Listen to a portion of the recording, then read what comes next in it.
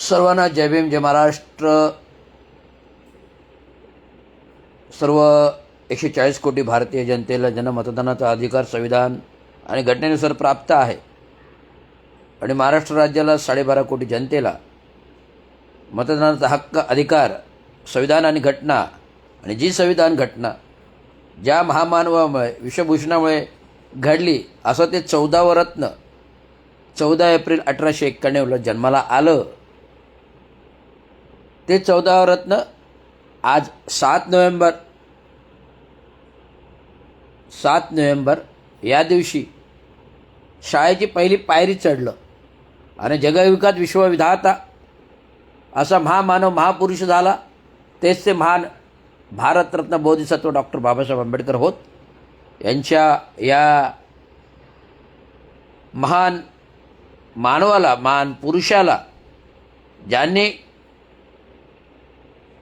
स्वतंत्र राष्ट्र घडविला, भारतासारखा स्वतंत्र राष्ट्र मजबूत केला, अर्थशास्त्रातली पदोच्चर पदवी करून जेव्हा भारतात आले 1935 रोजी, त्यावेळी माँसाहेब रमाबाई आंबेडकर यांच्या अंगावर साधं वस्त्र नव्हतं. फाटके वस्त्रानिशी कसं जायचं आपल्या नवऱ्याला घ्यायला रिसीव करायला, त्यावेळेस त्यांच्याकडे असलेल्या पंचा जो होता, त्यांच्याकडे असलेला पंचा नवीन जो होता तो पंचाची त्यांनी साडी नेसली रमाबाईंनी आणि ते बाबासाहेबांच्या भेटीला गेले. तर बाबासाहेबांनी आपल्या पत्नीचं एका नजरेमध्ये ओळखलं की एवढी महान रमाबाई आंबेडकर, डॉक्टर बाबासाहेब आंबेडकर यांच्या पत्नी, यांचा त्याग डॉक्टर बाबासाहेब आंबेडकरांना घडविण्यात आहे. 4 पुत्रचं बलिदान डॉक्टर बाबासाहेब आंबेडकरांना द्यावं लागलं, शिक्षणासाठी बैत जावं लागलं आणि जगविख्यात महामानव विश्वभूषण बॅरिस्टर होऊन आले. अमेरिकेच्या कोलंबिया युनिव्हर्सिटीमध्ये जगातील सर्वात प्रथम बॅरिस्टर जर कोणाचा फोटो असेल लायब्ररीमध्ये तर डॉक्टर बाबासाहेब आंबेडकरांचा असेल नाही आहे. जगात सर्वांचे कोणाचे पुतळे जास्त असतील तर डॉक्टर बाबासाहेब आंबेडकरांचे आहेत. तर असे महामानव विश्वभूषण विश्वभूषण असे आहेत. यांनी केवळ एक पेन आणि कागदाने क्रांती घडविली, देशाचं संविधान आणि घटना घडविली, लोकशाही क्रांती घडविली आणि समाज परिवर्तन केलं केवळ पेन आणि कागदावर. समाजाला वेठीस धरून आंदोलने मोर्चे कधीच काढले नाहीत. समाजाला वेठीस धरून आंदोलने मोर्चे कधीच काढले नाहीत, कारण माझा समाजच दलित खितपत पडलेला आहे. ते उपोषण आंदोलने काय करणार अशी त्यावेळेस धारणा नव्हती, काही नव्हती. पण समाजाला त्रास दिला नाही, समाजाला वेठीस धरलं नाही. केवळ पेन आणि कागदावर अख्ख्या देशाची जगाची क्रांती घडविली असे ते महामानव विश्वभूषण परमपूज्य डॉक्टर बाबासाहेब आंबेडकर. आणि आज त्यांचे डॉक्टर बाबासाहेब आंबेडकर यांचे सुपुत्र भैयासाहेब आंबेडकर, यांचे सुपुत्र ॲडव्होकेट प्रकाश आंबेडकर, त्यांचे सुपुत्र सुजाण, जे अजून सुजाणत आहेत, आजाण झालेले नाहीत. जनतेला, समाजाला, गोरीगरीब जनतेला वेठीस धरून आपलं कुठं अस्तित्व, आपलं कुठेतरी वर्चस्व आहे हे दाखवण्यासाठी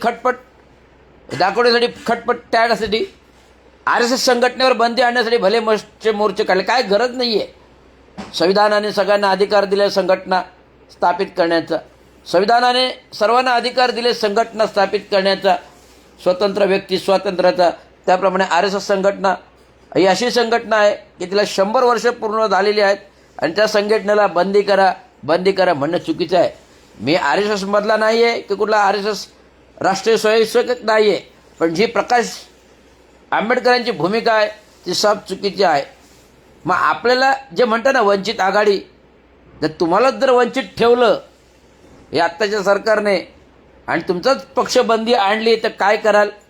काय उखडाल आर एस एसची, काय उखडाल आर एस एसची तुम्ही. मी सांगतोय ठणकावून, अशा प्रकारच्या उपटसोंडे कार्यक्रम करू नका. तर गोरगरिबांना जनतेला काय हवे? रोजीरोटी, व्यवसाय, अन्न वस्त्र निवारा. रोजीरोटी, व्यवसाय, अन्न वस्त्र निवारा, त्यासाठी भांडा. कामगारांचं वेतन, कामगारांचे घराचे प्रश्न, भ्रष्टाचाराचे प्रश्न, विविध लोकसत्ताधाऱ्यातून गोरगरिबांना घराचे हक्क मिळण्याऐवजी ते स्वतः लाटतात, जागा जमिनी लाटतात. आता बघा, कालच उपमुख्यमंत्री अजित पवार यांचे चिरंजीवचं 1,1800 कोटी रुपयाच्या जमिनीचा घोटाळा कोरेगावचा बाहेर निघाला. कोणी काढला, कसा काढला ते आपल्याला काही कळत नाही, पण घोटाळा. त्याच्यामध्ये स्टॅम्प ड्युटी 2100 कोटी रुपयाची स्टॅम्प ड्युटी चोरी केली आणि म्हणून हा घोटाळा बाहेर आला. शासकीय महसूल खिच्यात घालण्याचंच काम अजित पवार साहेबांनी केलेलं आहे आणि ते म्हणतात मला ह्या घोटाळ्याचं काही माहीत नाही, चुकीचं. अरे तुम्ही चुकीचं करून सत्तेत बसलात, तुम्हाला चुकीची गोष्ट मिळून आढळत नाही. काय बोललेत अजित पवार की मला चुकीचं बिलकुल चालत नाही, चुकीचं, पण तुम्ही चुकीचं करूनच सत्तेमध्ये बसलात ना.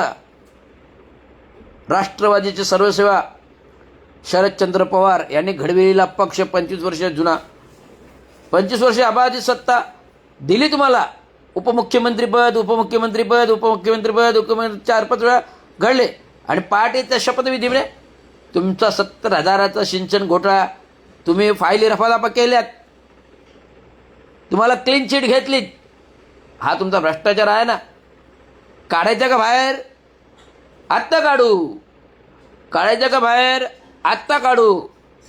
राष्ट्रपतींना एक पत्र देऊ, लोकायुक्तांना एक पत्र देऊ, सुप्रीम कोर्टाला एक पत्र देऊ, बाहेर निघणार ना. जनतेचा पैसा आहे, जनतेच्या कराचा निधीचा पैसा आहे. हे सरकार जे खुर्चीवर बसलात तर संपूर्ण जनतेच्या कराच्या पैशावर तुम्हाला जनतेने मताने निवडून दिलेलं नाही, जनतेच्या मताधिकाऱ्याने निवडून दिलेलं नाही, तर तुम्ही EVM हॅकिंग करून निवडून आलात.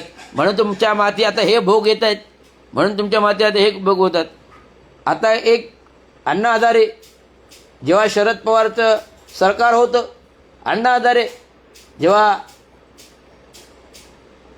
पितामह राजकारणातले शरदचंद्र पवार साहेबांचं सरकार होतं, मुख्यमंत्री पदावर होते, तेव्हा हे ट्रक भरून आणणारे, पुरावे भरून आणणारे कोण?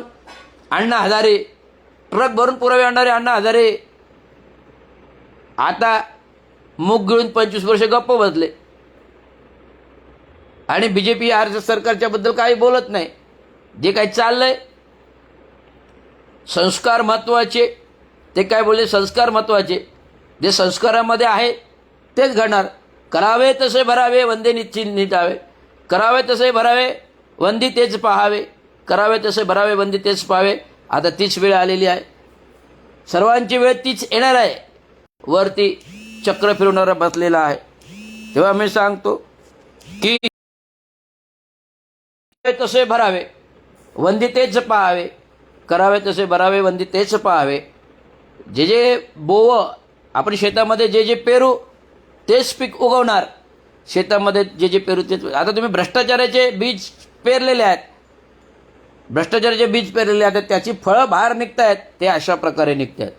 कडेच्या कडे शिक्षा झाली पाहिजे, भले तो उपमुख्यमंत्र्याचा मुलगा असो, सुटला नाही पाहिजे. आता थातूर मातूर पोस्ट करतायत. सुप्रिया सुळे आपल्या भावाच्या मुलाला विचारतात, भावाचं मुलं, आत्या मी काही केलं नाही, मी काही केलं नाही, मग आत्ता आपोआप घडलं का? त्यामुळे भूमिका सारखी पाहिजे. भूमिका लगेच नात्या गोत्यामध्ये भावनिक गुंतली नाही पाहिजे. ज्याने गुन्हा केला आहे त्याला शिक्षा झाली पाहिजे. माझ्या वडिलांचं एक तत्व होतं. माझे वडील युनियन लीडर, कामगार नेते होते आणि मी अधिकारी होतो. तर त्यांनी अधिकारी म्हणून त्यांनी कमिशनरला ठणकावून सांगितलं होतं, जर माझा मुलगा अधिकारी आहे, कनिष्ठ अभियंता, उपअभियंता ते कार्यकारी अभियंता लेवलपर्यंत पोहोचलो, सांगून ठेवलं होतं. जर माझ्या वडिलांनी काही सांगून ठेवलं तर ठणकावून, माझ्या मुलाने जर काही चूक केली अधिकारी पदावर राहताना तर त्याला तडक शिक्षा करा. मी आडवा येणार नाही, मी मध्ये येणार नाही. ही माझ्या वडिलांची भूमिका. आणि आज सत्तेत 35 वर्ष राहून जे काय कमवलं त्यातून बिझनेस मुलाला उभा करून दिला आणि आता जमीन घोटाळे करतात. जमीन घोटाळे 70,000 सिंचन घोटाळा करून सुद्धा उघडमाट्याने फिरतात. धरणात पाणी येत नाही तर जाऊन मुतू का बोलणारे हेच अजितजी पवार. आणि आता म्हणतात ह्या व्यवहाराशी माझा काही संबंधच नाही, हे प्रकरणाशी माझा काही संबंध नाही, मला काही माहीत नाही. अरे काही माहीत नाही, अरे काही माहीत नाही. आश्चर्याची गोष्ट आहे. आपला मुलगा काय करतो हे बापाला काही माहीत नाही, म्हणजे बाप मुलाची अपडेट घेत नाही. अरे मुलगा बापाचे संबंध झोपेतून उठल्यापासून तर रात्री झोपेपर्यंत, सकाळी पहाटे झोपेतून उठल्यापासून तर रात्री झोपेपर्यंत बापाशी संबंध असतातच ना. मग मला काहीच माहीत नाही असं बोलून कसं चालेलो.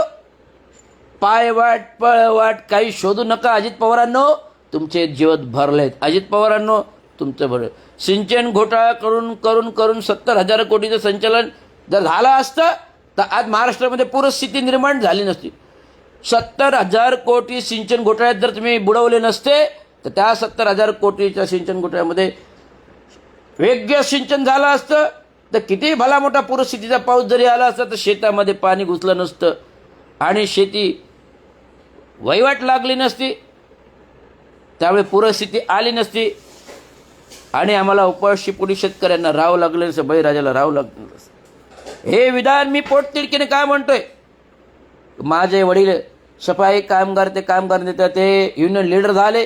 साथी जॉर्ज फर्नांडिसच्या बरोबर महान कार्य आहे, गोरगरिबांसाठी कार्य, पण कधी सत्तेसाठी लढले नाही, कधी सत्तेसाठी उपभोगली नाही, कुठली सत्ता उपभोगली नाही. पण सत्ता न उपभोगता सत्ता, सत्ता न उपभोगता सत्ता अधिकार हे त्यांनी जोपासले. 3 नगरसेवक दिले. वसंतराव डावकरेंचा सरकार नगरसेवक दिला हो, विधान परिषदेमध्ये तुमच्याच मागे होतं. आज ते भारतीय जनता पार्टीत त्यांचे वारसा हक्क निरंजन डावकरे आहेत. हे कोणी घडवलं? माझ्या वडिलांनी घडवलं. त्या काही 70च्या दशकात 2 नगरसेवक, 87 महानगरमध्ये वसंतराव डावकरे नगरसेवक, विधान परिषदातल्या दरवाने समाजाला झोपडपट्टी घरं दिली. दादाजी कोंडे स्टेडियम घडवलं, गडकरी घडवलं, तरण तलाव घडवलं, शहराचा विकास केला. एक बुलंद आवाज कामगार नेतृत्व, मराठवाडा विद्यापीठ असो, नामांतराचा विषय असो, रेडर्स प्रकरणाचा विषय असो, अन्याय अत्याचाराचा विषय असो, कामगारांच्या आंदोलनाचा मोर्चाचा विषय असो, आवाज घुमायचा त्या देवगत बुलंद आवाज असा चांगो शिंद्यांचा होता. त्या काही एकमेव नेता, एकमेव माणूस जो ठाणे शहरात घुमत होता ते चांगो शिंदे होते. ना कोणी धर्मवीर, ना कोणी लोकनाथ, ना कोणी एकनाथ. हे आले तर सगळे 80-85 नंतर आलेले चोर भुरटे, हे सगळे आलेले 80-85 नंतर आलेले चोर भुरटे जे माझ्या बाबांनी कमवून ठेवलं त्याच्यावरचे टक्केवारी खायला, खोकेदारी खायला, धोकेदारी करायला आणि टक्के कमवायला. एवढंच मला सांगायचं. धन्यवाद. जय भीम, जय महाराष्ट्र, जय हिंद, जय भारत.